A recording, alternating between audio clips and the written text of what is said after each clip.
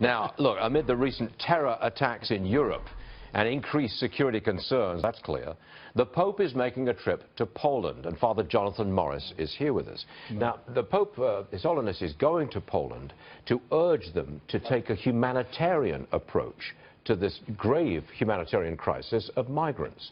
The Poles are taking the political approach, we don't want them here, we can't take this lack of security. May I say, I think the Pope is doing the right thing, in the sense that that's what Christians should be talking about. But I know there's a but. I know there's a but there. Go ahead, keep going. No, there's no but there. Okay. I think it's the job and the duty of Christians to look after man's soul and to therefore look at the humanitarian crisis which is unfolding in Europe. Excellent. We can end the segment. Excellent. Perfect. But I don't think the but.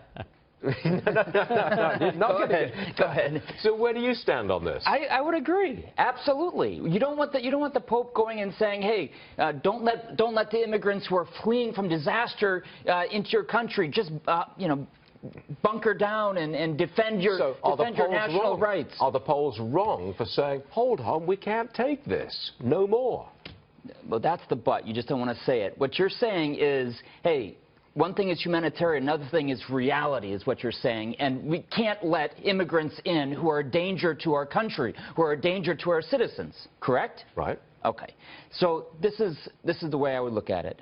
There is a natural right to emigrate from one's country, with an E, to emigrate, to leave one's country in pursuit of a better life, especially when you're running from danger. But there is also a responsibility of governments to control, to regulate immigration, with an I, coming into a country at safe levels. And there's got to be a balance there. And what Pope Francis is saying is, when there's, we were talking at the break, 3,000 refugees who have died in the Mediterranean this year. They have. 3,000. 3,000? Yes. There is a humanitarian, which includes politicians. There is a responsibility to say, we are going to do something for these people who are in desperate situations. The politicians will turn around and say, we can't. We cannot handle millions and millions of people arriving on our shores. That's what they're saying. Well, and they got a point.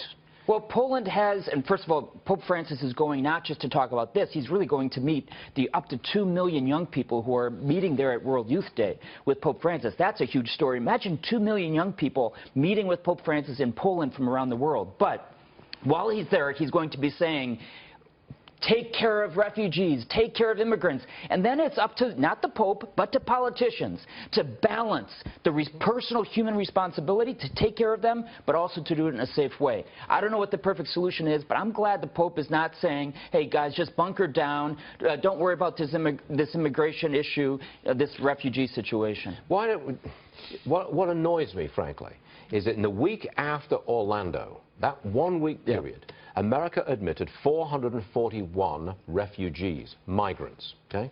Only 5 of them were Christian. I think that's outrageous. It is the Christians who are being persecuted and literally killed and run out of town on a mass scale.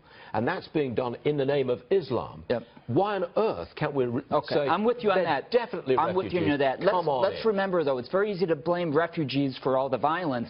In Orlando, was it a refugee? No. In Nice, France, it was a French national, French-Tunisian national. Why can't we bring in the people who are the victims? I'm with you on that. They are Christians. But there's Christians, there are also Muslim victims, no doubt. Well, will the Pope call for that? Bring in the Christians? Will he say that? We should bring in everyone. We should bring in everyone who is in danger of being killed by an unjust aggressor. You have to leave it there, because we're out of time. But after the show, I'll have lunch with you. Thank you. Okay. Thank you, Father Jonathan. Let's get back to your Monday.